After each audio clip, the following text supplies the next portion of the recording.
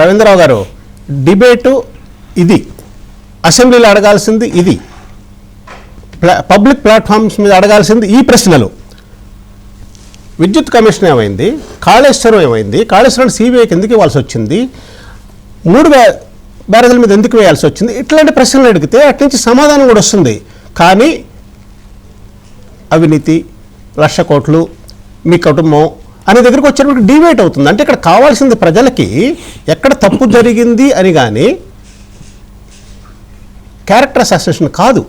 మీరు అన్నట్టు 2023 నుంచి 2 సంవత్సరాలు అయింది. 2 సంవత్సరాల లోపల ఎవరు ఏం మాట్లాడారన్నది ఖచ్చితంగా డిబేట్కి తీసుకెళ్దామండి, సంవత్సరాంతంలోనే తీసుకెళ్దాం. హర్షిస్తాం మిమ్మల్ని. నేను చెప్తున్నా శివరాం గారు, నిజంగా కనుక పెడితే ఇది మనం ఇదివరకు చూసి ఏపీని చూసి నవ్వుకునేది, ఎంత చిల్లరండి వాళ్ళు కొత్త రాష్ట్రం తెచ్చుకున్నారు, ఏం భాష ఏం రాజకీయం అని మనం అనుకున్నాం. ఇవాళ మన తెలంగాణలో మొదలైంది కల్చర్, తెలంగాణలో ప్రారంభమైంది. ఖచ్చితంగా తేల్చాలి, ఎండగట్టాలి, ఎవరో ఒకరు ముందు పడాలి. మీరు ముందు పడండి, కరెక్ట్ గా డిబేట్ చేద్దామండి. ఓకే, నాగరాజు గారు దగ్గరికి వెళ్దామండి. ఒక నిమిషం, బీఆర్ఎస్ నుంచి నాగరాజు గారు ఉన్నారండి, కేఆర్ నాగరాజు గారు వర్ధనపేట ఎమ్మెల్యే ఉన్నారు. ఒక్కసారి ఆయన అభిప్రాయం కూడా తీసుకున్నామండి. నాగరాజు గారు నమస్కారం.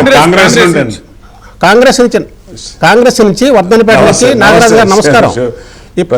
అంటే నాగరాజు గారు, ఇప్పుడు పాలసీలు విమర్శించటం అన్నది హర్షణీయం, పాలసీలే మాట్లాడాలి, వ్యక్తిగతంగా క్యారెక్టర్ అసాసినేషన్ కాదు. ప్రజలు కోరుకునేది అదే, రవీంద్రరావు గారు కూడా చెప్తుంది కూడా అదే. మీ వర్షన్ ఏంటండి?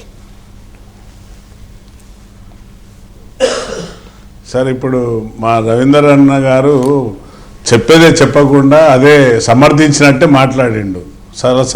సంతోషం. మరి తప్పనిసరిగా 2 సంవత్సరాల క్యాసెట్ తీద్దాం. మా ముఖ్యమంత్రి గారు ఏం మాట్లాడారు, వీళ్ళు ఏం మాట్లాడారు, ఈ కేటీఆర్ గారు ఏం మాట్లాడారు, హరీష్ రావు గారు మాట్లాడారు, వీళ్ళ ఏదైతే యూట్యూబ్స్ ఛానళ్ళల్లో ఎన్ని విధాల ట్రోలింగ్ అవుతుందో అవన్నీ తీయవలసిన ముందు పెడితే తప్పనిసరిగా డిబేట్ కూర్చుందాం. నేను సిద్ధంగానే ఉన్నాను. నేను కూడా వారి యొక్క భాష తీరు, ప్రాస తీరు ఏదైనా కూడా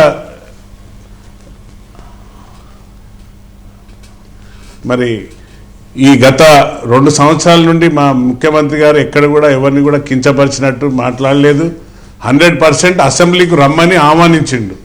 ప్రతిపక్ష నేతగా ప్రజలు హోదా ఇచ్చారు. మరి అన్నగారు చెప్పినట్టుగా మా హామీలన్నీ ఏమైనాయని అడిగే హక్కు ఉన్నది ప్రతిపక్షంలో. దానికి మేము సమాధానం చెప్పాల్సిన బాధ్యత మా ప్రభుత్వం మీద ఉంది.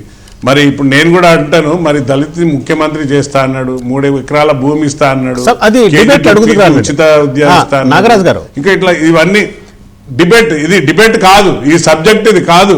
నేను ఎందుకు చెప్తున్నా అంటే,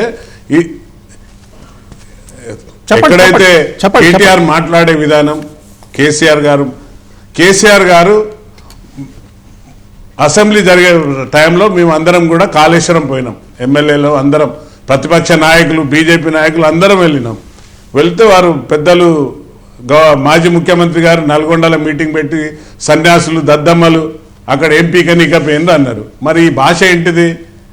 ఈ భాష అప్పుడు ఆంధ్ర వాళ్ళని కూడా అంటేను, ఆంధ్ర నా సోదరులను కూడా అన్న కూడా అప్పుడు అందరం చాలా జబ్బలు కొట్టుకున్నాం, చప్పట్లు కొట్టినాం, బాగా మాట్లాడుతున్నాడు తెలంగాణ సాధించడానికి కోసం అని. కానీ ఇప్పుడు కూడా మా ముఖ్యమంత్రి గారు అదే తెలంగాణ భాషలే మీరు ఏదైతే మాట్లాడినరో అదే భాష మాట్లాడిండు. ఏమైనా అబ్యూజింగ్ చేసిండా వారిని? ఏమైనా తప్పుడు తడకలు మాట్లాడిండా? మా రవీంద్ర అన్న మాట్లాడేది 100% నేను ఒప్పుకుంటా. మరి కూర్చుందాం. ఆయన ముక్కుసూటి మనిషి, నేను ఒప్పుకుంటాను. ఆయన బాగానే మాట్లాడుతున్నాడు. తప్పనిసరిగా ఇది ఎక్కడో పులి స్టాప్ కావాలి. ఎందుకంటే ఇది ఏదైతే ఉన్నదో ఈ ప్రజాస్వామ్యంలో ఈ యొక్క ప్రజలలో పోయే రాంగ్ మెసేజ్, వీళ్ళు ఎన్ని ట్రోలింగ్ చేస్తున్నారు, ఎన్ని యూట్యూబ్లు పెట్టి, ఎన్ని ఛానళ్ళు పెట్టి ఏ విధంగా మా నాయకులను, మమ్ములను వాడు వీడు ఇష్టం వచ్చినట్టు మాట్లాడిస్తున్నారు. ఇక వీరు మాట్లాడినప్పుడు వారు చేస్తేనేమో సంసారం అయిపోయింది, ఇప్పుడు మేము మాట్లాడితే వ్యభిచారం అవుతుంది.